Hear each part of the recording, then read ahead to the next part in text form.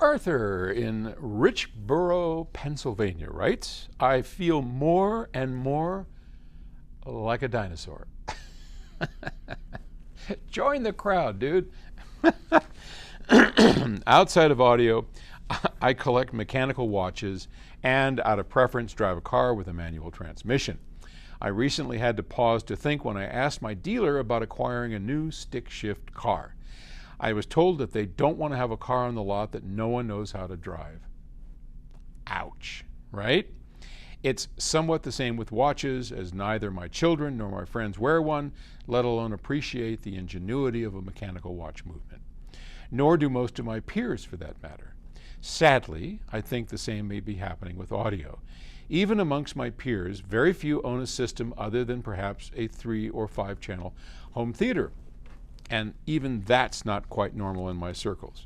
From that, it leads me to wonder how many of the current generation, saddled with educational costs and near $1 million starter homes, will be able to experience, place value, or prioritize a fine audio system to enjoy the music in your home. Well, yeah, I think the times they are a-changing. Of course, the times they was a-changing since I've been alive, and since you've been alive. Times are constantly changing. That's just the nature of stuff.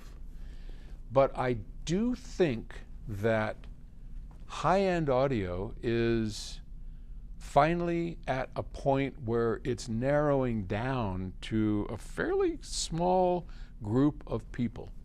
And I think that group is getting smaller, though I am heartened to see younger people that come up here on tours. We see them at the shows. There's certainly young blood coming into the sport, but not as much as I have seen in the past. So dinosaurs, I don't know. I wouldn't go that far, but I will say that over all the years that we have built products, and it's now going on 50 years, this point in time is really a transition, and I'm not exactly sure where it's going. So we have really this widening gap that I find fascinating.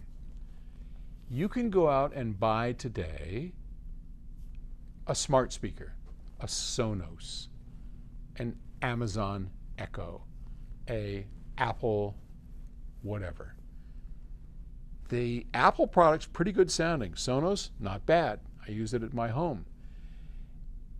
The disparity between what you can buy and just plug and play and go, and what we have with these amazing systems is getting smaller.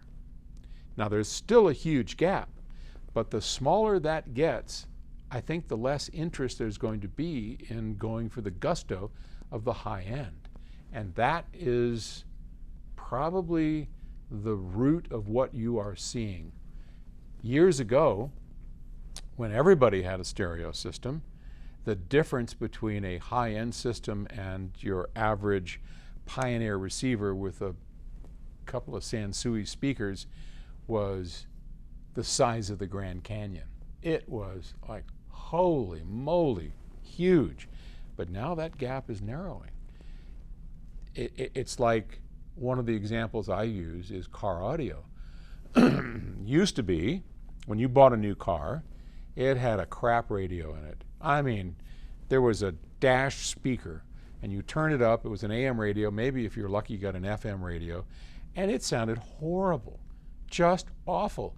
So an entire industry built up of aftermarket stereo systems built into cars. And it was a thriving market until the car guys said, hey, we're missing out on a lot of revenue. So today, that industry is almost gone because you can go into any car and get a decent sounding stereo system, sometimes even a great sounding stereo system. So as the gap between them narrows, the difference really narrows down too. So I think that's what you're seeing. I think it's a real thing, and it's fascinating, because what comes next? I have a few ideas. I always have a few ideas. All right. Thanks. Talk to you later. Bye.